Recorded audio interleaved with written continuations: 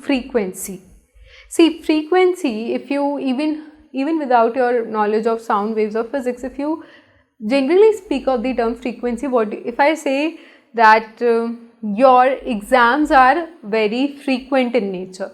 What do you mean by this statement that exams are frequent? That means after how much time they are coming? They are coming very soon, right? That means the interval between two events, okay, or how many times a event is repeated, okay. So let us discuss. Frequency refers to the rate at which an event or phenomena occurs, right. So if your exams are occurring very fast again and again, so you will say my exams are very frequent, right. Or we frequently go for vacations. If somebody is going on vacation after every 10 days, 15 days, what do you say? That X student is very frequent in the vacations, okay. Then the change in the density from maximum value to minimum value, then again to maximum value, constitutes one complete oscillation. So let us see what is frequency. Suppose this is your wave.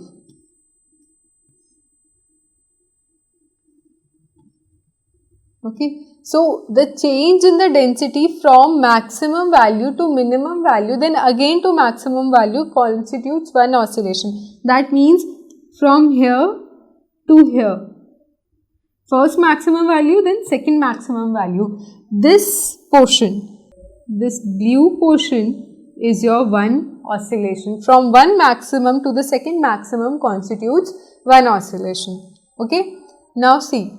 So it is starting, let's say this is your maxima, it is starting from maxima, one oscillation. Then from here to here, two oscillation. From here to here, three oscillation. That means this wave is making three oscillations.